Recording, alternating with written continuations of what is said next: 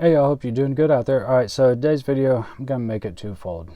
Number one, why I'm saying I choose the Glock 47 as a good duty weapon or your primary concealed carry weapon. That's if you have the body shape and clothing for it. And then two, why I chose this ultimately over the Beretta M9A4. All right, so with the Beretta M9A4, I'm going to address something real quick that kind of spun off this video. There was a video I made about it in the past because I made about like, I don't know, 3 or 4 videos on the Beretta M9A4, and I really like it. I do love the gun. Now, I made one video where I was giving it some critiques about sharp edges around the beaver tail, around the trigger guard, and the red dot system for it, how you can't, co-witness with it. And by the way, there's a company, LTT, that addresses all these things, right? So if there's companies that are addressing the issues that I'm pointing out, I have no idea why people are saying, oh, you hate your Beretta. No, you don't necessarily hate something just because you see critiques or because you have critiques. All right. I don't know where people are getting that. No, I like the Beretta M9A4, but I got rid of it because number one, wanted some money going towards a good AR-15 for me, which was a Daniel Defense, and so that kind of helped liquidate some cash to go towards that. And then two, I got a Glock because guess what? When it comes time to deploying your gun from either your duty holster or your concealed carry holster, all right, getting it out on target and then putting that round on target, right? That first round going on target, I can do faster with the Glock than I could with the Beretta with the first double action pull. All right, now when it gets transitioned over the single action, of course I can speed up and I can be really accurate with that single action, but in a realistic situation, more than likely, you'd have to be pulling from your holster or drawing from your holster and be putting those rounds on target from there. All right. So, are you faster, more accurate with the striker fire trigger than the double action, first round pull? Yeah, for me, yeah, the striker fire trigger pull is a little bit faster, a little bit more accurate than the than that double action. So yeah, I could be more accurate with that double action, but it would slow down my time. So, and no, I'm not talking about competition. Like I said, this is about self-defense. If you're facing up against an armed assailant, I don't know, how long is it going to take him to, I don't know, shoot you in the face? I don't know. But guess what? I don't want to really find out. So, so that was one of the reasons too. Want to get a red dot on something. I wanted something that was just as reliable as a Beretta, right? Maybe just a little bit more reliable, and the Glock does that. All right. I'm not saying that the Beretta is not reliable, because the Beretta is absolutely reliable. Okay, if you have one, keep it. All right, there's nothing wrong with it. I'm just saying, for me, the Glock, it's a little bit lighter. I'm a little bit faster with the striker fire trigger pull for the first round. All right, and for me, economically, I can find magazines anywhere and everywhere and a hell of a lot cheaper. All right, so and let's go over a quick math thing just for the Glock. All right, for the Beretta is much more expensive, I assure you. All right. Red dot, let's say about $300. All right, or well, let's start with the gun.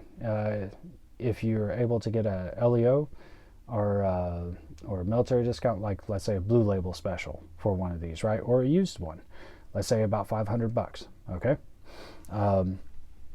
so $500 gun, let's say about $150 weapon light. So where are we at? $650, and then a red dot. So $350, or so that's what, $950, and then size 4 about, I don't know, $50 to $75. So we're right about, around that $1,000 mark, right? A little bit over that $1,000 mark. The Beretta alone is about $1,000. So with that being said, okay, try and do the red dot to where it's going to co-witness, you can figure out how much money that's going to cost you for that. All right, trigger job in a bag just to get it, you know, a little bit more usable and all that. And with me and the Glock, I don't need a trigger job for this.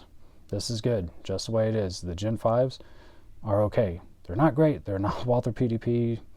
No, I'm not saying any of that, but they're pretty good. So anyways, you know, as far as economics is concerned, reliability, durability, weight, you know, aftermarket stuff, ease of use, I mean, this is where it's at.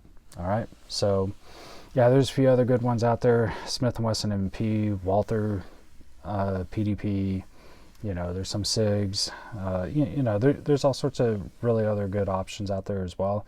But when you want to get more magazines for training, it's harder to find them, and it's harder, well, and it's harder on your wallet when you do find them. Accessories wise, you know, this is pretty much where it's at, and everyone knows that. And I'm not going to go to make a, you know, long list of this compared to all the other types of guns in every single facet. But just know, yeah, these work, these are great, and that's kind of the reason why I stuck with them. And it's funny because I've tried out all sorts of guns, and with my own money. Remember, this is not, you know, a Grand Thumb channel or anything like that. I don't have a Patreon. I'm not asking for money. I'm not sponsored. So these are things that I paid my money for.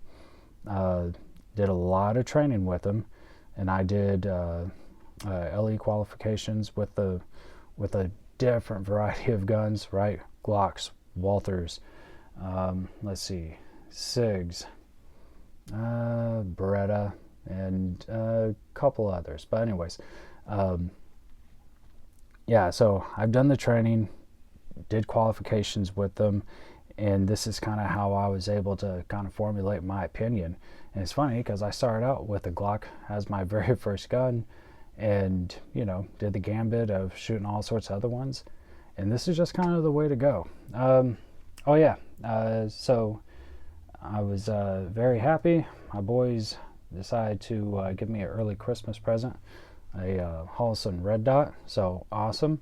Thank you to them for that. And when I was doing a confirmation zero on this at 25 yards, I was at an indoor range, and I'll post up a picture of this towards the end. But yeah, I shot a 10-round group at one of the little numbers on the targets. It was like, you know, those bigger silhouette type targets. But anyways, it was at like one of the little numbers on their high chest as my aiming point. And anyways, yeah, it was about I think around 2-inch group with one flyer. And if you discounted that flyer, it was about like an 1.5 inch group, which ain't bad at 25 yards for like a 10-round group. That's pretty damn good. So with you know, 115 grain range ammo. So anyways, yeah, these guns are plenty accurate as long as you're doing your part. So I hope that that somebody got something out of this. If you disagree, please put it in the comments. If you agree, put it in the comments as well. If you got a Beretta because you're watching one of my other videos, guess what? You did fine. Berettas are great guns. Like I said, for me, this is why I'm doing it. If you want to carry the extra weight of the Beretta, if the hot spots ain't bothering you, and if you think that you can pull that double action trigger pull faster than your assailant can get to you, then that's cool. All right, I'm not saying you're wrong. You may be absolutely right. I'm just saying, after everything's considered, this is what I'm going for. And again, when I save some more money, I'm going to purchase another Beretta M9A4, the full-length one, not the Centurion one. But yeah, because I think they're excellent guns. There's just some things I would like to see done with them. Actually, I'll probably just go with a Langdon tactical one. But anyways, please let me know what you guys think in the comments, and love yourselves, love one another, and love God most of all because he loves you. All right, guys, take it easy.